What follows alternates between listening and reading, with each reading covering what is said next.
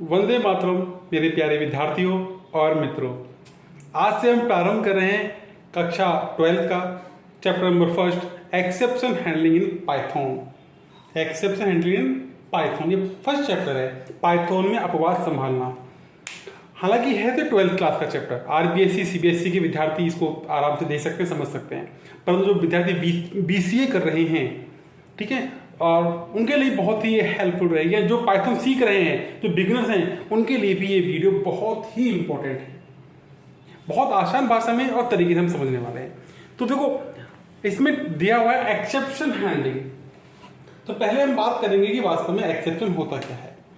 Exception मतलब अपवाद, हिंदी बोले तो अपवाद।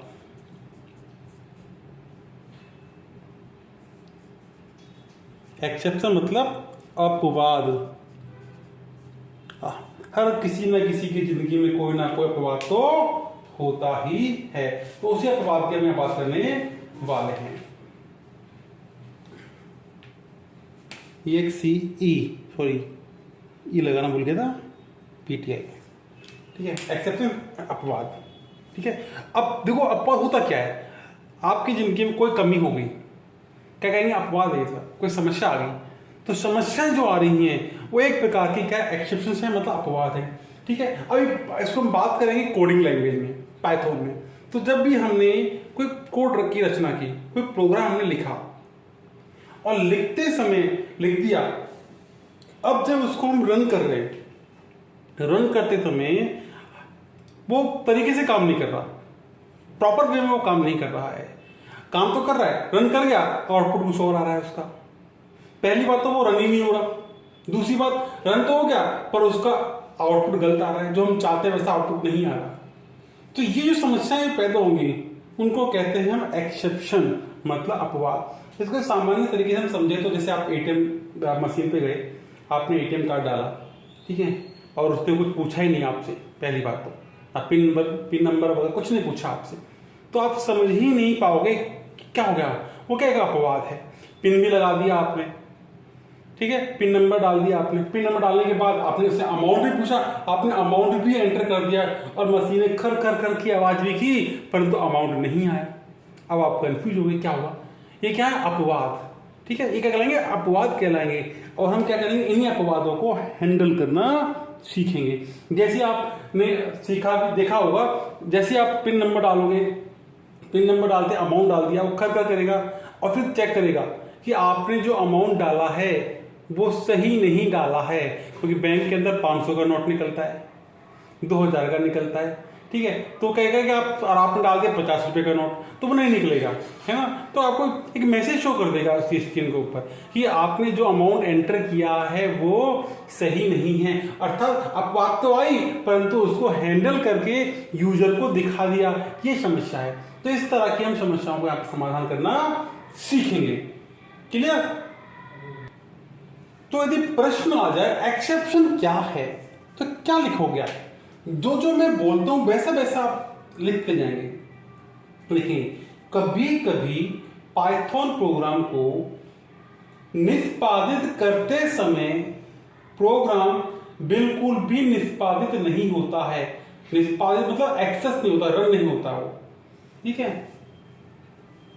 तो कभी कभी पाइथन प्रोग्राम को एक्सेस करते समय प्रोग्राम बिल्कुल भी एक्सेस नहीं होता है, या प्रोग्राम एक्सेस तो होता है लेकिन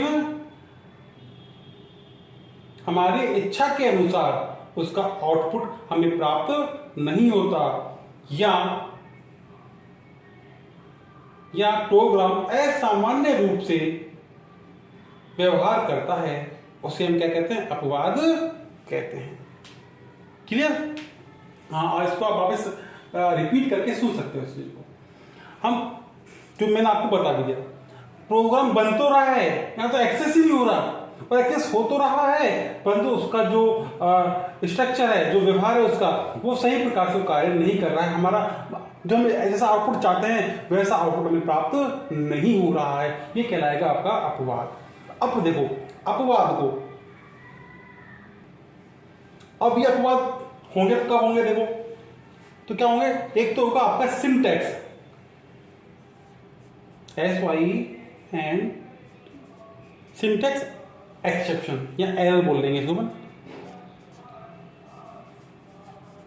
सिंटैक्स एरर आएगी। तो सिंटैक्स एरर में क्या होगा, जो हम ग्रामर संबंधी गलतियां करते हैं, जैसे हमने कॉमा नहीं लगाया, हमने ब्रैकेट नहीं लगाया, ठीक है ना, स्पेस नहीं दिया प्रॉपर तरीके से, या स्पेस गलत तरीके से हमने स्पेस दे दिया है उसको, है ना। इस तरह के जो अपवाद आएंगे, जो गलतियां हम करेंगे, वो आती हैं आपकी सिंटैक्स एरर के अंदर। इनको बोलते हैं ग्रामर संबंधी एरर, ठीक है। क्या बोलते हैं, ग्रामर संबंधी एरर। क्लियर। ग्रामर संबंधी जो होती हैं, और ग्रामर में क्या है, कॉमा, ब्रैकेट्स, है ना, स्पेस सही प्रकार से नहीं देना, इस तरह की जो है उसको सही प्रकार से नहीं लिखना, इस तरह की जो एरर होंगी वो एरर आती हैं आपकी सिंटैक्स एरर के अंदर। Number 1। Number 2, run time. Run time error, ठीक है। अब रन टाइम में क्या होगा, नाम से मालूम चल रहा है, प्रोग्राम को रन करते समय, रन करने के बाद जो एरर आती है उनको रन टाइम एरर कहते हैं। जैसे आपने क्या किया, कोई नंबर है, जैसे 10 लिया आपने, इस 10 को डिवाइड कर दिया आपने 0 से। अब कोई नंबर 0 से डिवाइड होता है क्या, वैसे नियम सब कुछ सही है, डिवाइड का सिंबल भी लगाया आपने, डिवाइड का सिंबल भी आपने लगा दिया है, परंतु क्या किया है आपने, एक नंबर को 0 से डिवाइड कर दिया, जो कांट बी पॉसिबल, ये पॉसिबल हो ही नहीं सकता मित्रों। इसलिए किस तरह की एरर है, रन टाइम एरर। और नंबर 3 की हम बात करेंगे तो वो होगी आपकी लॉजिक एरर।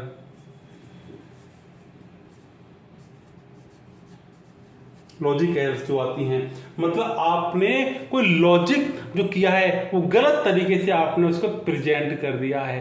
आपको कुछ और लॉजिक यूज करना था, और आपने जैसे आपको शो करना था कि ए ग्रेटर देन है बी से, परंतु आपने क्या लगा दिया, लेस देन का सिंबल यहाँ पर लगा दिया, तो आपका लॉजिक गलत हो गया साहब। तो लॉजिक संबंधित जो आप मिस्टेक करते हो इनको कहते हैं अपन लॉजिकल एरर, हिंदी में बोलेंगे तो तार्किक एरर, ठीक है। तो पहली एरर थी सिंटैक्स एरर।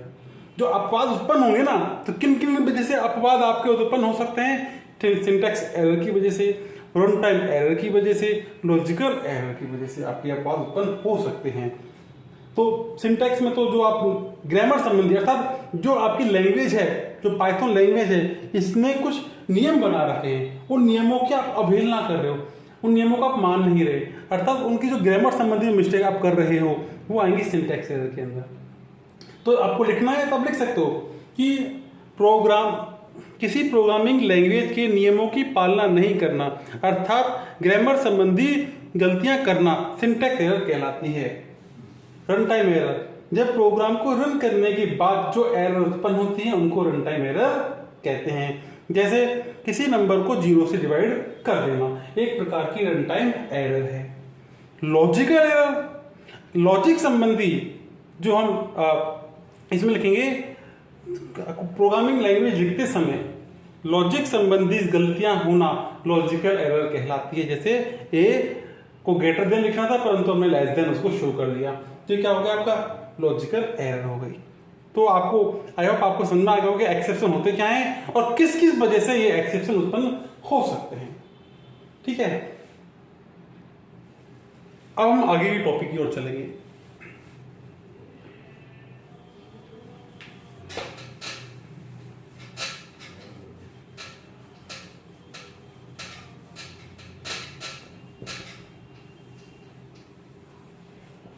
चलो, अपना जो अगला टॉपिक है वो है बुल्ट इन एक्सेप्शन, अर्थात अंतर्निर्मित अपवाद।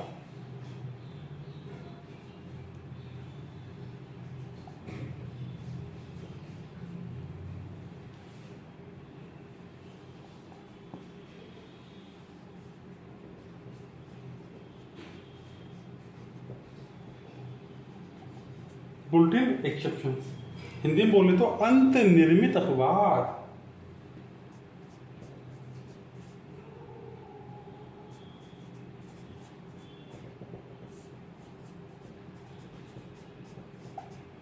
अंतर्निर्मित अपवाद, ठीक है, इसके बारे में देखेंगे अपन। बुल्ट इन एक्सेप्शन अर्थात अंतर्निर्मित अपवाद वो बहुत है क्या, देखो ये बुलेटिन जो एक्सेप्शन होते हैं ना, ये ऑटोमेटिकली जनरेट होते हैं। अब ना ये जो ऑटोमेटिक जनरेट हो कैसे होंगे, दो चीजें होती हैं, एक होता है कंपाइलर और एक होता है इंटरप्रेटर। क्या होता है? कंपाइलर और इंटरप्रेटर, है ना। जो अपवाद कंपाइलर और इंटरप्रेटर के द्वारा बताए जाते हैं, ठीक है, वे अपवाद जो कंपाइलर और इंटरप्रेटर के द्वारा बताए जाते हैं, उठाए जाते हैं, उनको अंतर्निर्मित अपवाद कहते हैं। डेफिनेशन लिखेंगे इसकी, वे अपवाद जो कंपाइलर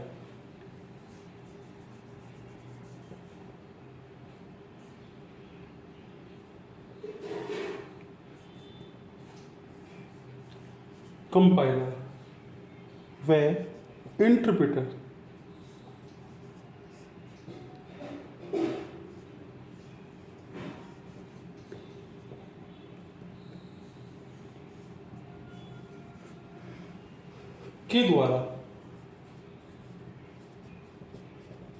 के द्वारा परिभाषित किए जाते हैं।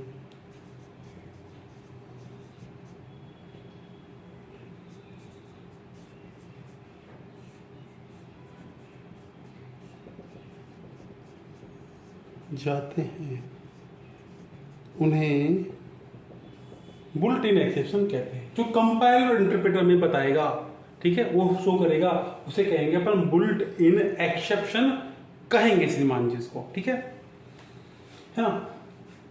कंपाइलर और इंटरप्रेटर में क्या अंतर है जानते होंगे, पहले क्लास पढ़ा होगा। कंपाइलर क्या करता है, पूरे पेज को एक साथ कंपाइल करता है। इसमें जो आपकी हाई लेवल लैंग्वेज को मशीन लैंग्वेज में एक साथ ट्रांसलेट करता है, and the interpreter one by one line को वो ट्रांसलेट करता है, ठीक है। अब हमारे कोर्स के अकॉर्डिंग देखा जाए, 12th क्लास के कोर्स के अकॉर्डिंग अपने पास जो कोर्स में दी हुई है 12 प्रकार की आपको बुलेट इन एक्सेप्शन दी गई हैं, जिनके बारे में हम वन बाय वन समझ सकते हैं। तो जिसमें नंबर 1 हम बात करेंगे syntax error.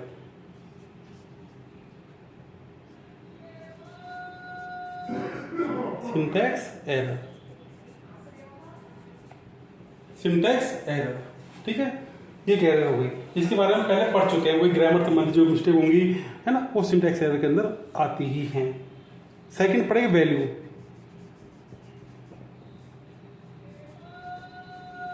Value error.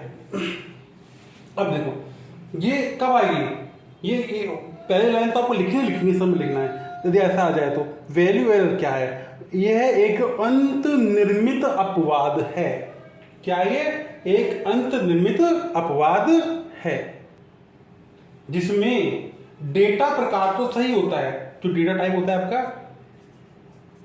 Data type वो तो क्या होगा, सही होगा, परंतु वैल्यू जो होती है, वैल्यू जो देंगे अपन, वो क्या होती है, बेमेल होती है, अनुचित होती है। जो होती है, जो वैल्यू हम देंगे उसको, वो क्या होगी, आपके अनुचित होगी, मतलब वो वैल्यू आपकी सही नहीं होगी। जैसे मैंने इंट टाइप का डेटा लिया, मैंने इंट मतलब इंटीजर, जो 0 से लेकर 9 तक के नंबर को परिभाषित करता है, परंतु मुझे 0 से लेकर 9 तक के डेटा को परिभाषित करने के स्थान पर मैंने A से लेकर Z तक के कोई वैल्यू इसको दे दी मैंने, ठीक है ना। तो क्या होगी, वो एक प्रकार की वैल्यू एरर होगी। वैल्यू देना कुछ और चाहिए था, हमने दे कुछ और दी, डेटा टाइप हमारा है कुछ और वैल्यू हम उसको कुछ और दे रहे हैं, तो क्या होगी, आपकी वैल्यू एरर होगी। अर्थात लिखना क्या है, ये एक अंतर्निर्मित अपवाद है, जिसमें डेटा टाइप तो सही होता है, परंतु वैल्यू उसको अनुचित दे दी जाती है, या वैल्यू उससे अनुचित होती है, उसे हम अंतर्निर्मित, उसे हम वैल्यू एरर कहते हैं, ठीक है। चलो नंबर 3 की बात करते हैं अपन। नंबर 3 पे आएगा आपका आईओ एरर। आईओ एरर, ठीक है। इसमें क्या होगा, देखो इसमें होगा कि जब प्रोग्राम का जो स्टेटमेंट है हम लिख रहे हैं, उससे हम किसी फाइल को खोलना चाहते हैं, है ना। प्रोग्राम स्टेटमेंट के द्वारा हम किसी फाइल को खोलना चाहते हैं, परंतु वो फाइल खुल नहीं रही है। ठीक है, कई बार देखा होगा कोई फाइल खोल रहे ओपन नहीं हो पा रही है ना, ओपन तो करना चाहते हैं, हमने स्टेटमेंट तो लिख दिया ओपन फाइल, परंतु फाइल ओपन ही नहीं हो रही है, तो ये किसमें आएगी आपकी आईओ एरर के अंतर्गत आती है। क्लियर? तो क्या लिखा होगा, ये एक अंतर्निर्मित अपवाद है, इसमें प्रोग्राम स्टेटमेंट के द्वारा किसी फाइल को खोला जाता है परंतु फाइल खुल नहीं पा रही है, ये कहलाएगी आपकी आईओ एरर कहलाएगी। चलो अगली एरर की बात करते हैं। नंबर 4 कीबोर्ड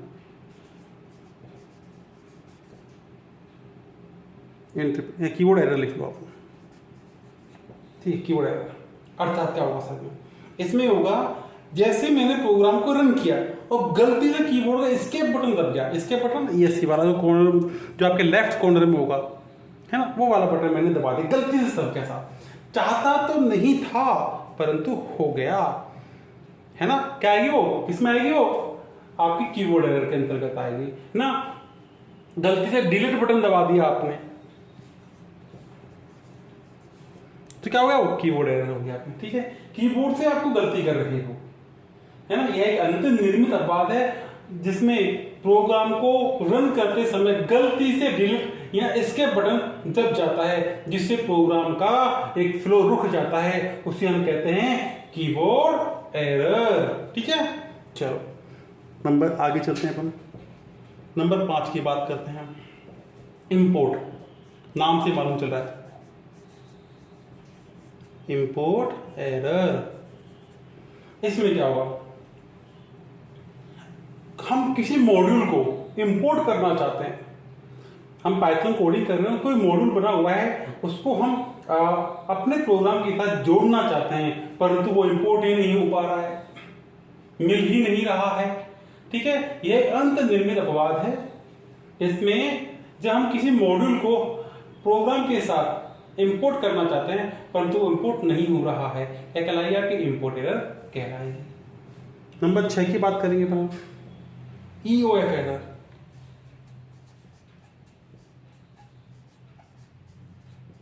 EOF एरर, इसमें क्या होगा, देखो साहब लिखेंगे इसमें, यह अंतर्निर्मित अपवाद है, मतलब बुलेटिन एक्सेप्शन है।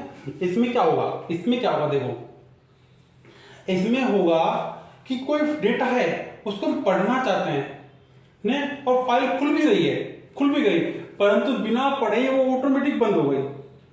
एंड ऑफ EOF मतलब एंड ऑफ फाइल, अब खुल भी गई, डेटा पढ़ना चाह रहे हैं पढ़ नहीं पा रहे, खुल भी रही है बंद हो रही ऑटोमेटिक, खुल के अचानक बंद हो जाना, क्या कहलाएगी वो EOF एरर कहलाएगी। क्लियर? अब आगे चलते हैं अपन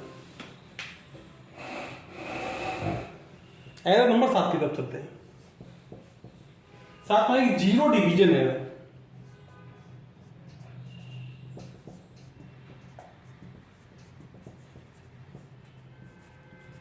नाम से मालूम चला है जीरो डिवीजन एरर, जो कि हमारी रन टाइम एरर के अंतर्गत आती है ना।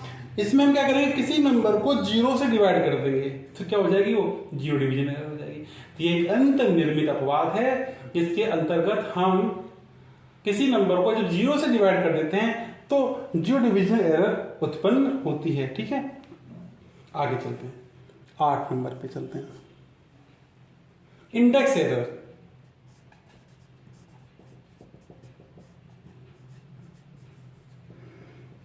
इंडेक्स एरर, इस इंडेक्स एरर में क्या होगा, इंडेक्स जानते सभी, हर बुक है उसका फर्स्ट पेज जो होता है स्टार्टिंग का, उसमें इंडेक्सिंग होती है, उसमें चैप्टर का नाम और किस पेज नंबर से चैप्टर स्टार्ट हो रहा है उसकी संख्या लिखी होती है। 10 अभी आपके सामने 10 चैप्टर्स हैं तो 10 के नाम होंगे और साथ में उनके पेज नंबर होंगे कि 500 चैप्टर किस नंबर से स्टार्ट हो रहा है, 6 नंबर चैप्टर किस नंबर से स्टार्ट, किस पेज से स्टार्ट हो रहा है, तो ये लिखा होता है उसके अंदर। अब देखो हमने इंडेक्सिंग कर ली कि हमें तो भैया 10 वैल्यू हमने इंडेक्सिंग कर दी, 0 से लेकर 10 तक के ही हमें चैप्टर चाहिए या एलिमेंट चाहिए, परंतु वो फुल हो चुका है, वो 10 तक हमने उसको एलिमेंट दे भी दिया, फुल हो गया। अब एक एलिमेंट और इनपुट करना चाह रहे हैं, अब होगा क्या, जो जितनी इसकी कैपेसिटी थी, जितना हमने स्पेस लिया था वो फुल हो चुका है, फुल हो गया, उसकी इंडेक्सिंग फुल हो चुकी है। 0 to 10 हमने लिया तो 0 से लेकर 10 तक की उसकी इंडेक्सिंग फुल हो चुकी है। अब वो एक्स्ट्रा नहीं लेगा और आप देना चाहते हो तो नहीं ले पाएगा। तो इस तरह की जो एरर होंगी ना वो कहलाएगी आपकी इंडेक्स एरर आपकी कहलाएगी। मतलब उसकी जो इंडेक्सिंग है, उसकी जो बाउंड्री है, जो सीमा है, उसके बाहर जब आप उसको कोई वैल्यू देते हैं तो वो कहलाती है आपकी इंडेक्स एरर। नंबर 9 की बात करेंगे पर नेम एरर।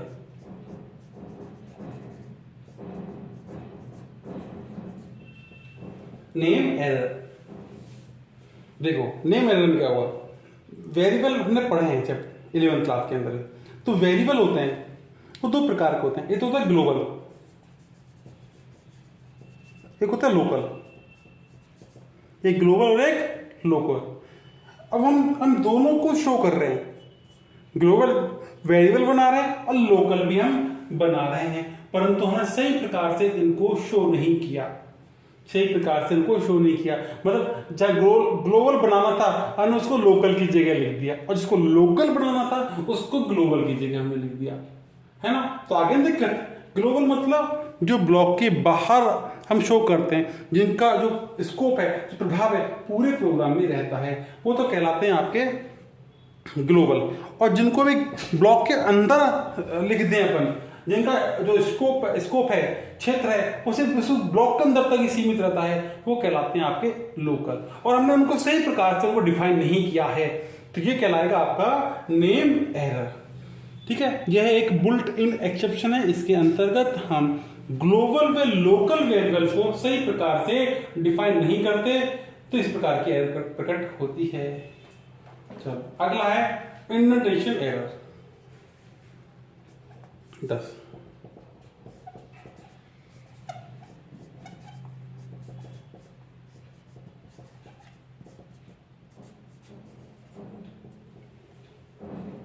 इंडेंटेशन एरर, यदि आपने प्रोग्राम की कोडिंग कर रहे हैं और इंडेंटेशन आपने सही नहीं लगाया है, सही प्रकार से इसको शो नहीं किया है, तो ताकि इस प्रकार की एरर उत्पन्न होती है। अब बात करते हैं 11 नंबर की, टाइप एरर।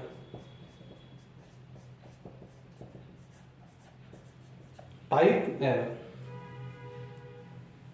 अब देखो ये क्या होगा, हम टाइप करते समय कोई ऑपरेटर्स पढ़े ऑपरेटर्स को गलत डेटा प्रकार का मान दे दिया हमने।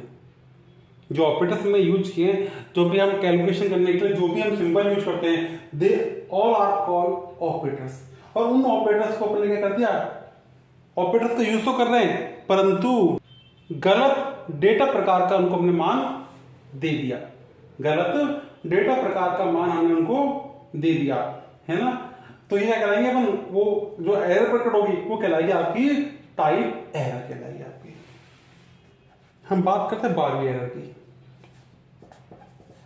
ओवरफ्लो। ओवरफ्लो एरर, भाई नाम से मालूम चलो, ओवरफ्लो हो गया। क्या हो गया, ओवरफ्लो।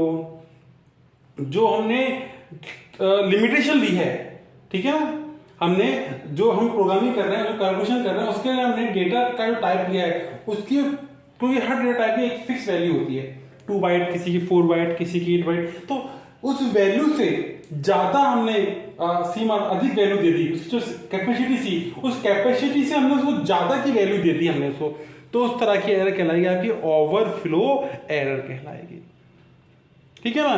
तो आई होप आपको ये जो 12 प्रकार की एरर हमने पढ़ी हैं ये आपको समझ में आ गई। बहुत ही, क्योंकि इसमें से डेफिनेटली बोर्ड की जो एग्जाम्स होंगे उसमें 1 नंबर का प्रश्न तो बन जाता है ना। कोई भी एरर आपसे पूछ सकता है कि यूएफ एरर क्या है, नेम एरर क्या है, वैल्यू एरर का क्या है, कोई भी एरर आपसे पूछी जा सकती है। तो इनको पढ़ना और समझना आपके लिए बहुत ही आवश्यक है। कोई डाउट रह गया हो तो वीडियो को आप वापस रिवाइज करके देख सकते हैं, है ना, बैक करके देख सकते हैं। और फिर भी कोई कमी रह गई हो तो प्लीज आपके सजेशन के लिए कमेंट्स बॉक्स हमेशा ओपन रहता है। आप हमें कमेंट्स करके एक एक चीज बताएं कि किसमें क्या सुधार और किया जा सकता है, या कोई क्या आपको समझ में नहीं आया। हमें आपके कमेंट्स का बहुत ही तहे दिल से वेटिंग हम करते हैं, वेट रहता है हमें कि आप हमें कमेंट्स करें, जिससे हमें कुछ और सीखने का मौका मिले, सजेशन मिले आपके द्वारा हमें। ठीक है, अब जो अगले टॉपिक्स हैं हम अगले चैप्टर में अगली वीडियो में पढ़ने वाले हैं अपन, ठीक है। तो आज तक के लिए इतना ही, मिलेंगे फिर एक नई वीडियो में। और एक ही निवेदन आपसे रहेगा, इस चैनल पे नए हो तो इसे एक बार सब्सक्राइब जरूर कर लें और पास में बेल आइकन है वो दबा दें, जैसे वीडियो अपलोड करूं तो सबसे पहले आपको मिले, ठीक है। और लाइक करें और शेयर करें। मिलते हैं नई वीडियो में। जय हिंद, जय भारत।